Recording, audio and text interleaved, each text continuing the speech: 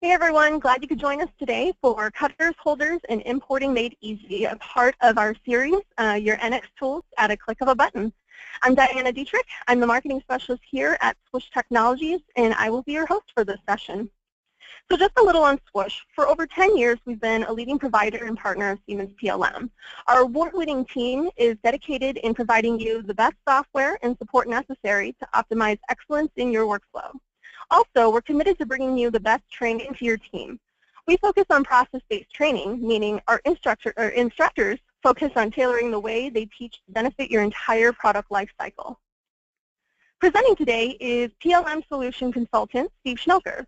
Steve's career in the manufacturing industry spans 3 decades.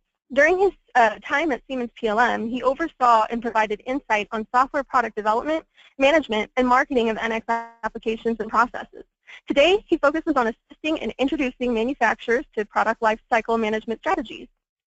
Our topic today is on cutters and holders. What are best practices when creating cutters and holders through NX and step files? How can you ensure error-free importing of tool catalogs?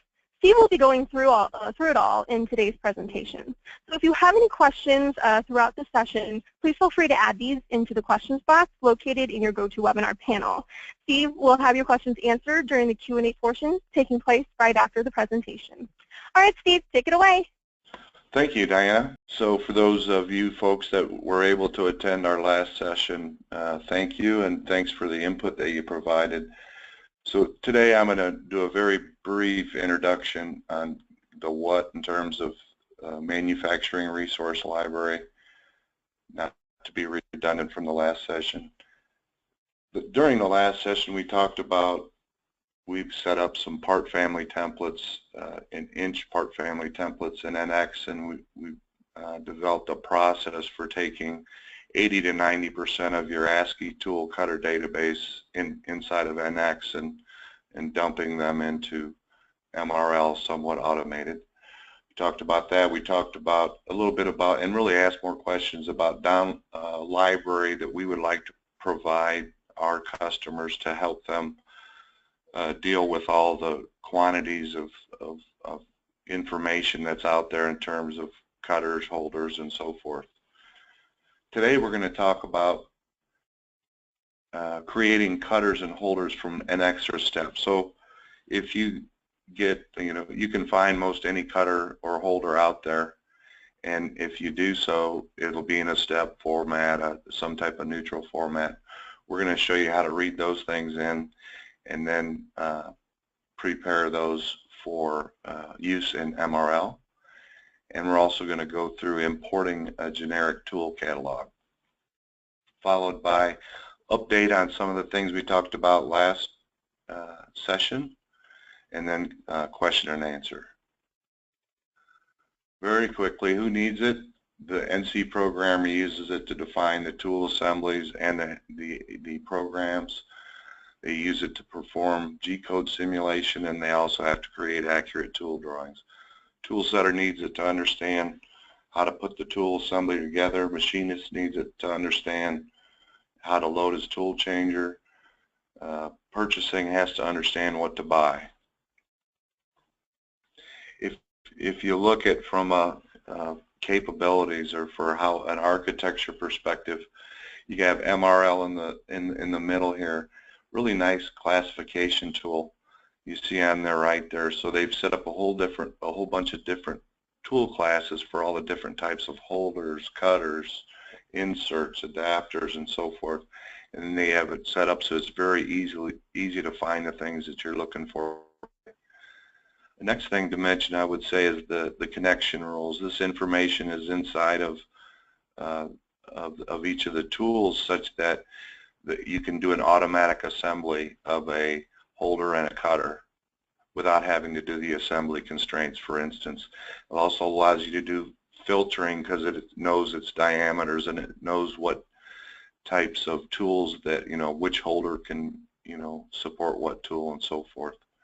So once you've built your 3D tool assembly, it can be used both the centerline source code validation inside of NXCAM as well as for G-code simulation. And the last point about this slide, so the vendor catalogs. The vendors, each of the vendors, it's been set up so that each of the vendors can communicate via their catalog to Siemens and other manufacturers that require that information. Why MRL? It accelerates tool assembly development. It promotes tool standardization, so you don't have a lot of people out there creating a whole bunch of different tool components. You have a administrator that's putting it out there, and the programmers actually selecting completed tool assemblies. It eliminates duplication of effort when it comes to tool definition. It provides accurate tool assembly and G-codes, accurate assemblies, tool assemblies for G-code simulation and shop doc. And overall, it's going to reduce the number of unique tools that you have to inventory or SKUs.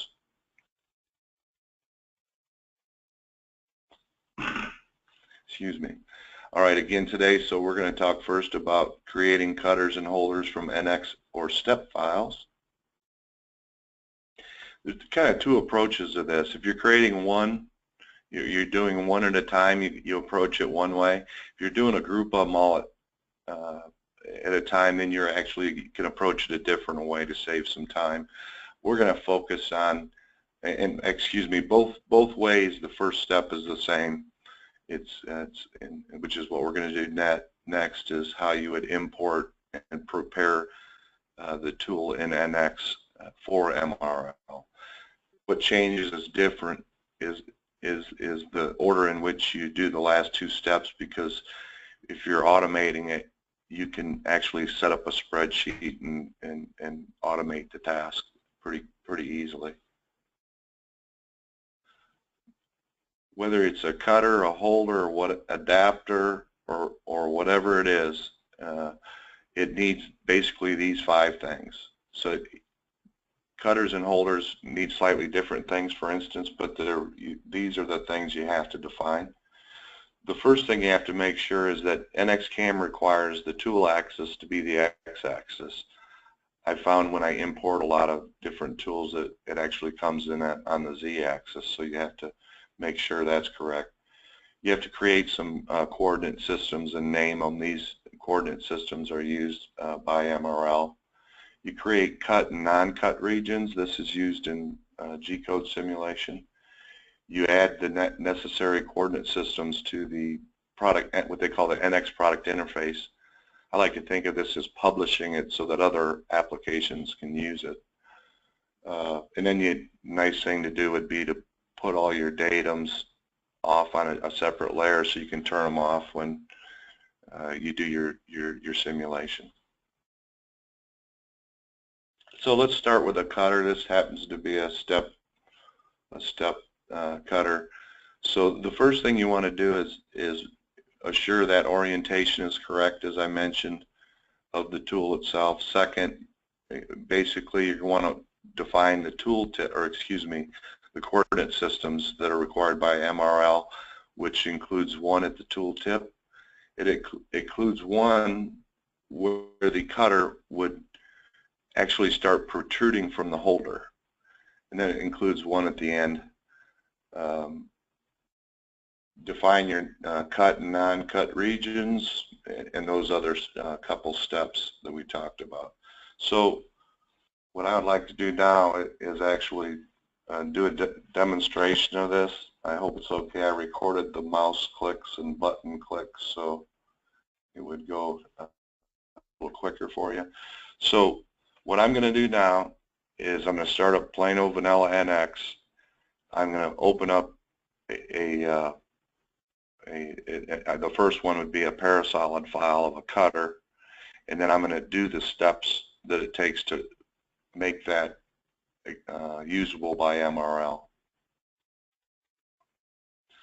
So one thing I always do is I create a part and make it an inch part, because if you don't do that, then when you import, you might end up getting metric, and I do everything in inch. So there I am importing a a cutter that I would like to. So correct, so I don't have to move the object. So, and I also need a tooltip coordinate system called CIP, and there was one already there for me, so I'm just going to rename the one that's there under properties. And then the next thing I want to do is create another one of the coordinate systems that's required, the MCS, and I'm going to do that simple commands to just bring that back to, and this goes where again the cutter starts to protrude from the holder. So I picked that circle, but I know it's actually 100 thousandths back from that, so I'm just going to move it another 100 thousandths back. I've defined that. So now I'm going to define the, actually I'm going to name that coordinate system first. So I'll name that one MCS.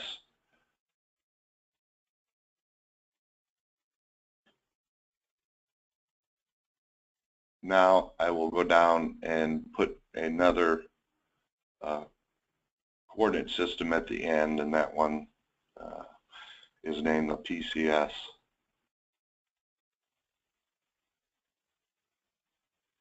So once you've done define the required 3 coordinate systems, typically you would you want to put those coordinate systems excuse me. The next step we're actually going to do right now is define a plane, and where we're going to define that plane is where I'm going to cut the object. One half is going to be the cut geometry, and the other half is going to be the non-cut geometry. So I'm defining a plane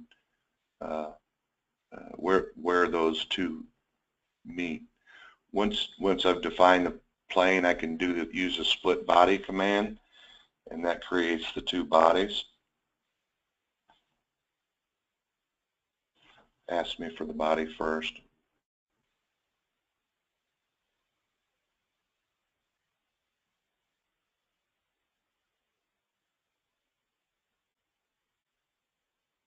Then it asks me for the plane. So now I'm going to go and I have to actually extract the geometry into 2 separate bodies.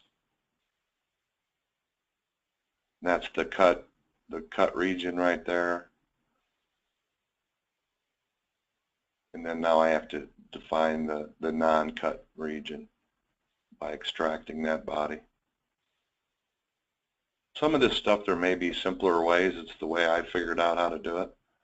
So once you've extracted the bodies, we need to create feature groups out of them. So I'm going to create a feature group called group cut, which defines the cutting geometry. Then I have to do the same thing for the non-cut geometry, define another feature group called group no cut.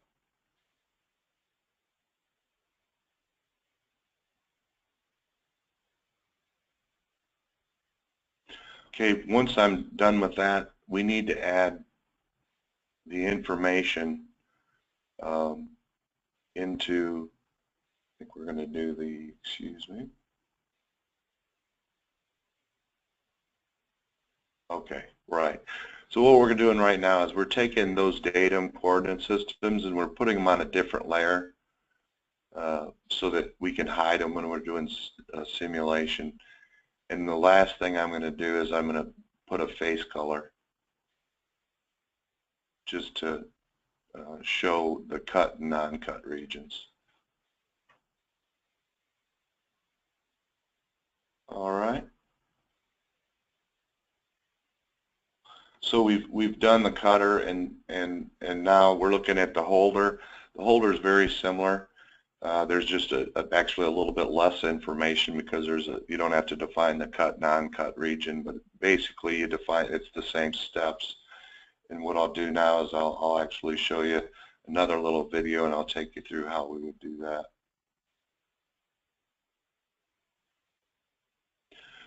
So in this case, we want to start a new file again to make sure we get the units right.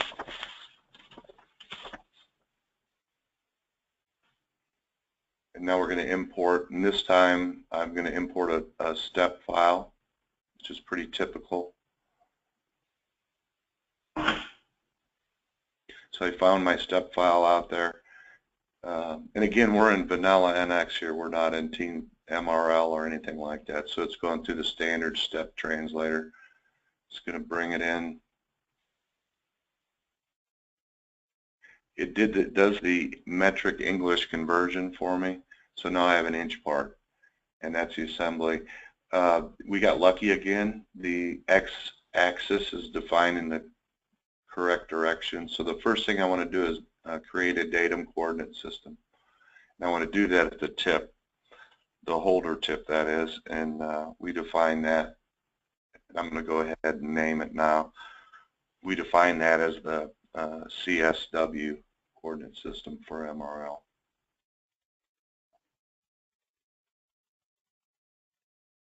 After we're done with that one, we've got to define nicely. There's a junction that basically the machine tool manufacturers and the holder manufacturers have that's right behind the collar, but that's kind of zero, if you will. And we actually brought that in, and it was right on. They had a coordinate system there, so we're basically just renaming that coordinate system to the name MCS. And then after that,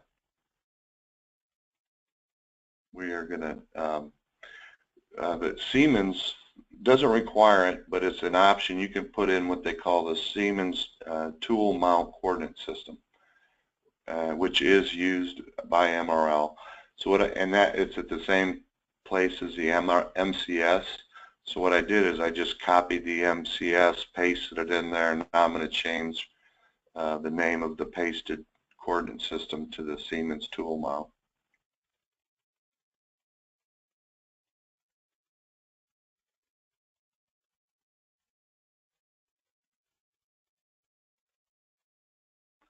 And then let's see.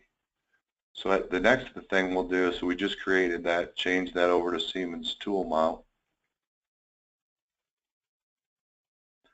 We're going to go ahead now and move those to a different layer so that we can hide them when we actually run our simulations. And that's it for that. So let's go back to where we were in the slides. So now we've got the geometry prepared.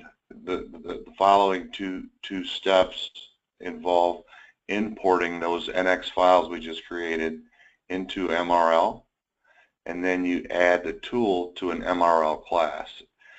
Both methods, a group method or a one-at-a-time method, you do the same things. You just, on a group, you actually just do it a little different, utilizing the SML interface. When we're talking about interfaces, there's a couple ways. There's PLM XML, way to export stuff out and import stuff in. And what's nice about that is that gets both the geometry as well as the attributes.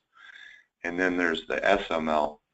SML is primarily allows you to import the properties as well as classify it all in one shot. We're going to focus on the one at a time for now. So the other key thing you need to understand is that you need to map. Okay, so like this happens to be a hammer holder. You can look it up in any book. It's got its way to dimension it. You know, now if you look right below that, you see the MRL definitions.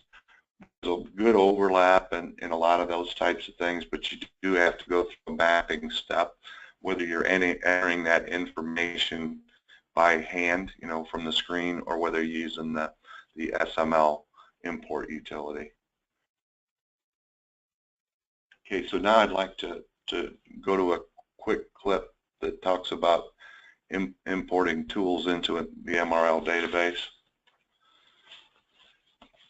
So it's really a two-step process.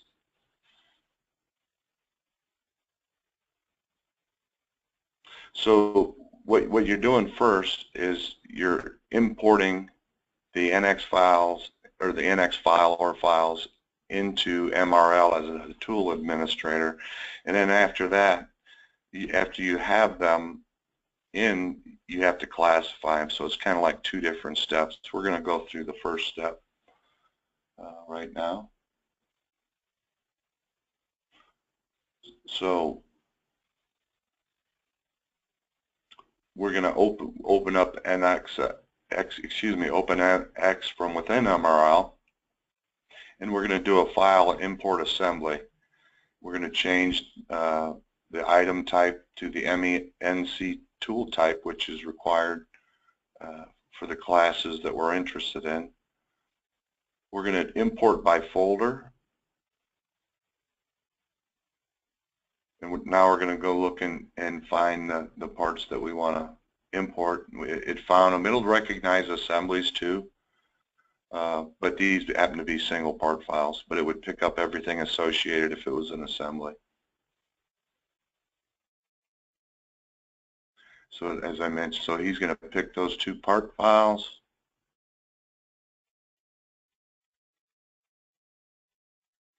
And now it automatically populates the item ID revision, item ID and revision. You can go in and change the name if you want. It just copies the item ID into the name, so you might want to make it a little more specific, like a drill, for instance, for that. But it does do the revision automatically. There's a couple things you really want to do before you bring something into Team Center, and that is check and make sure. So there's a couple tools here. If you look in the bottom left, there's the validate Team Center information. So I'm going to hit that button, and what that's primarily going to do is make sure you don't have something already in the database that has the same object ID. And we came out fine there. Now we're going to do a dry run, which is just a second check to make sure that your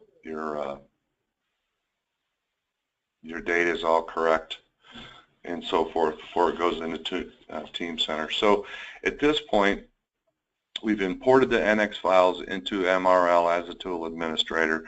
Now we're going to go through the steps of how to add the tool to an MRL class. So to do that, we're going to leave NX and we're going to go into Team Center, which we're looking at right now. And the first thing we're going to want to do is find the item that we want to classify. So we're perusing down the tree, looking for the items that we just imported.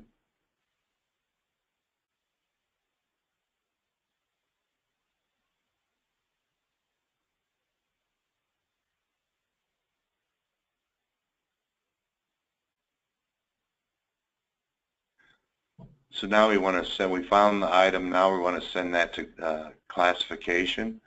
And when you go into, you want to answer yes to classify it. Then you want to find the item now that it's been classified. You want to find that item, which we've done here, and you would basically enter those parameters on the screen manually versus the SML that would do that automatically for you. So the next thing we're going to look at is the GTC side. So Siemens has worked with all the major tool vendors out there to develop this generic tool catalog GTC standard.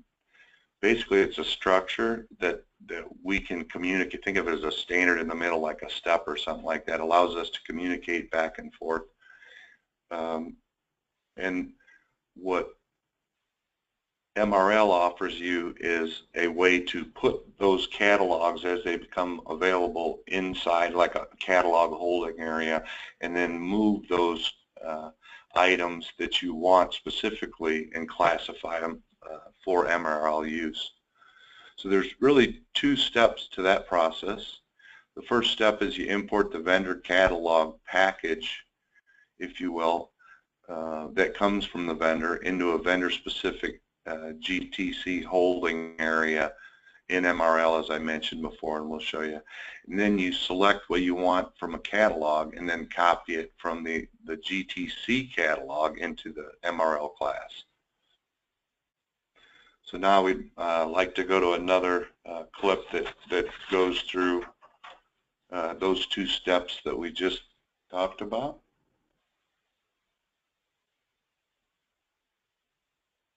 So there's the package from ISCAR, for instance. That's the package they sent us off the shelf.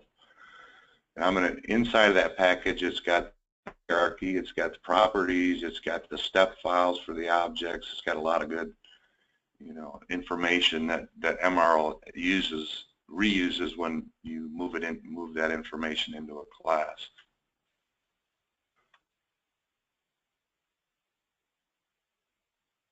So the next thing we want to do is actually import the vendor catalog. You can see there's a catalog holding area there for all of them.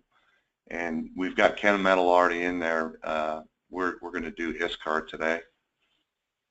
So we're going to select that.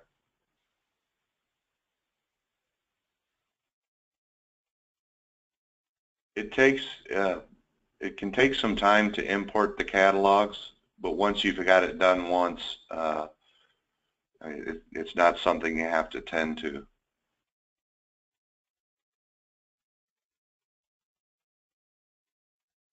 And it actually is doing quite a bit of work in the background here for us. This particular catalog only has 8 items in it.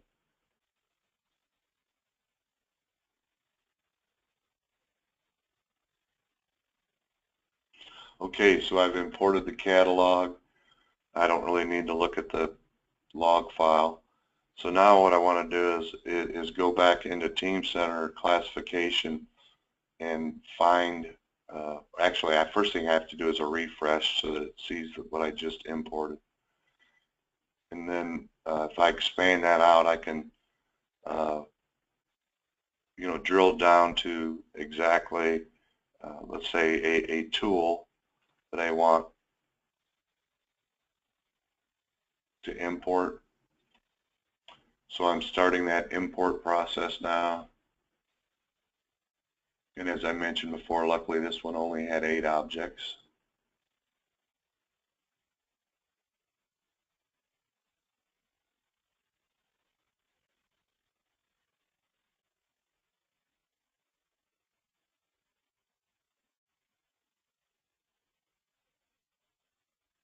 So it's done now.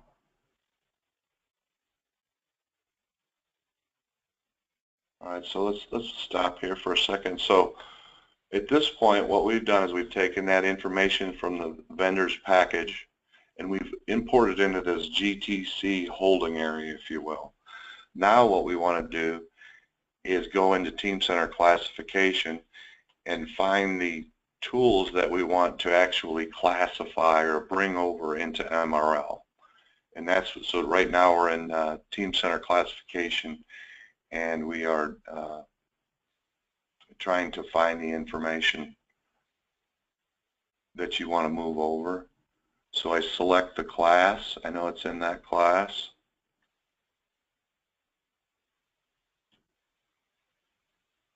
Then I want to map the classification object.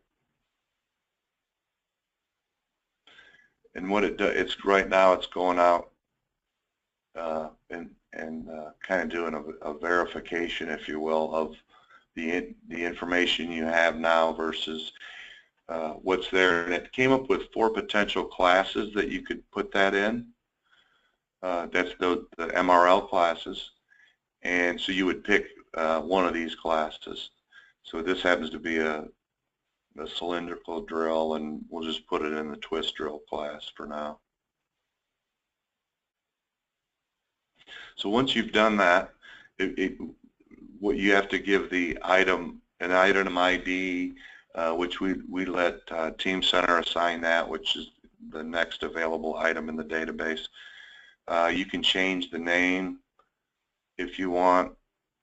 You want to make sure that the MENC tool class is actually been selected. Here we're putting in a name. And you want to, as we mentioned, you also want to copy data sets from source item, and you want to import the 3D data into MRL.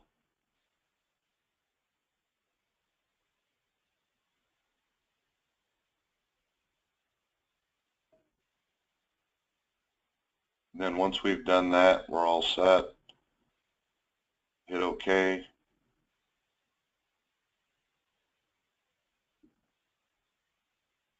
So we find the object in the class here, and this is the one we imported. So this is one of the ones we imported.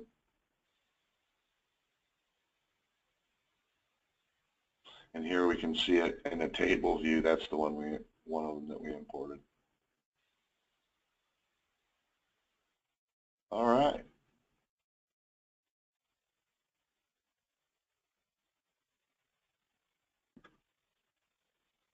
All right. So what I would like to do now is update you on a couple things, like from the last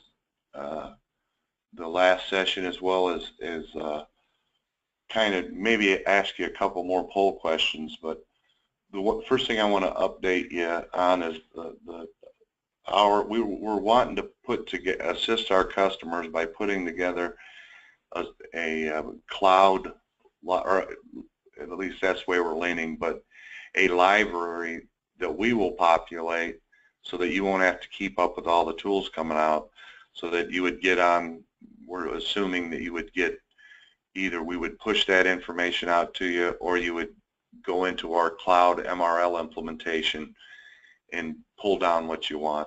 We did we call that the push method and the pull method. It appears 2/3 of you like the pull method idea, and we're working that out now, and the logistics of that, how to set it up for you, and we'll get back to you on that as we make some more progress. These were a couple of the poll questions from last week I thought were kind of interesting. The number one, and I found this at the few people I've been talking about, but I was surprised, or I guess I should say I wasn't surprised, but it seems like the U.S. programmers like to use inch parts in terms of their tools. So, and that's what we're saying there with 81%. The next one kind of surprised me a little bit. It basically says, so as long as you have an accurate 3D representation of the model for simulation purposes, is it important to show, like, for instance, the threads or the inserts? And I was surprised only 50% said not important at all. I thought that might be a little bit higher. Another update, I got to talk to Siemens product development. I mentioned the inventory management system back end to this MRL, and they said that it could be releasing one in the next 6 months. A couple other things that I have a couple other questions related to. If you look at this diagram here, this is Siemens' vision of how their softwares fit into manufacturing, engineering, and the shop floor. And there's a couple items at the top of here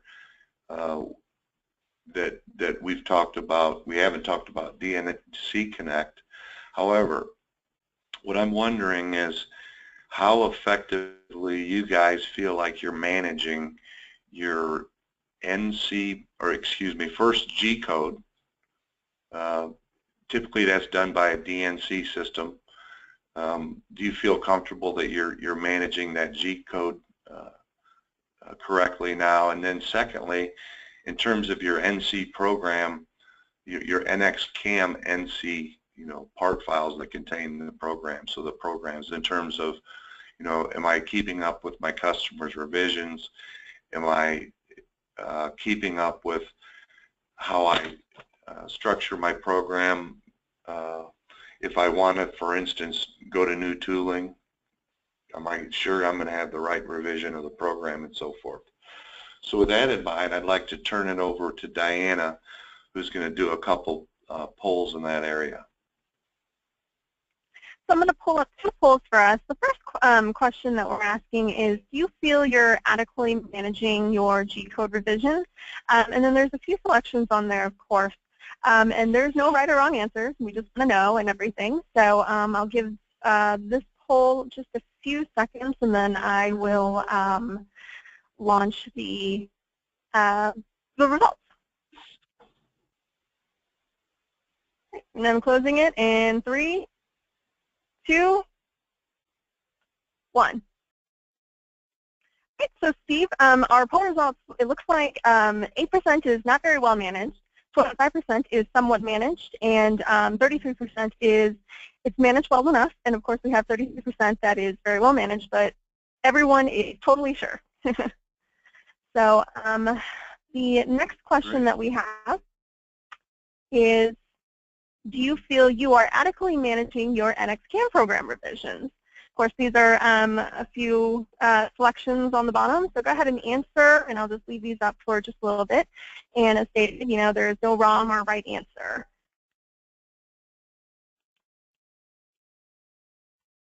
I'll leave it up for just a few more seconds.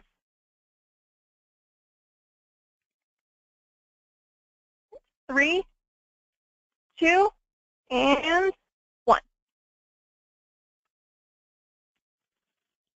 And Steve, for this one, we have 8% not very well managed, 17% somewhat managed, 25% says they are managed well enough, and 42% is very well managed, and now we have 8% that are not sure.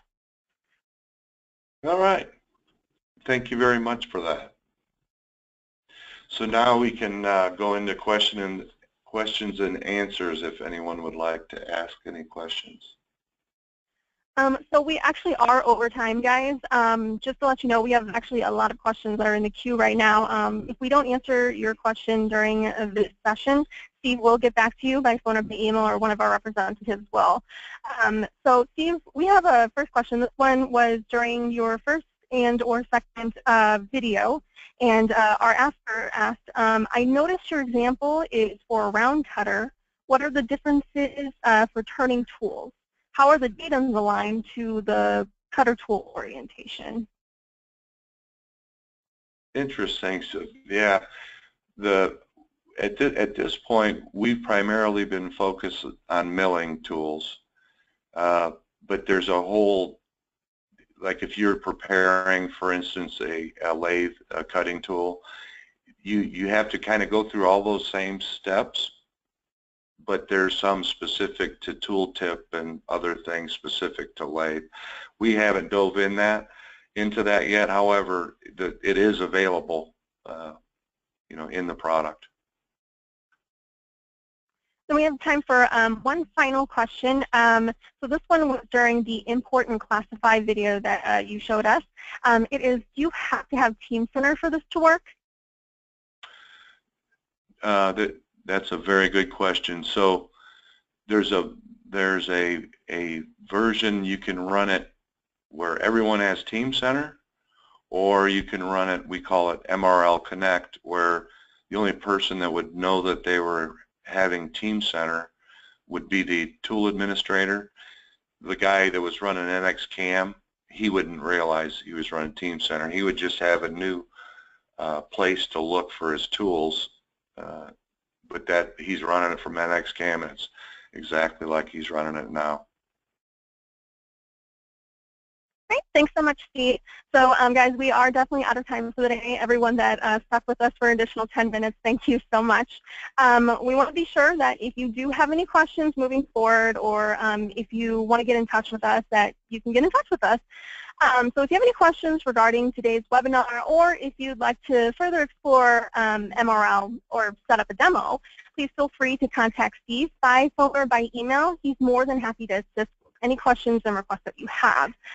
Or if you're already working with a Swish representative, please feel free to reach out to them and let them know that you attended this webinar and you want to learn more about it. Once again, guys, thank you so much for joining us today. We hope you enjoyed it. Please be on the lookout for a webinar replay email that'll be hitting your inbox in the next few days. Thanks so much, everyone. Thanks, Steve. Bye.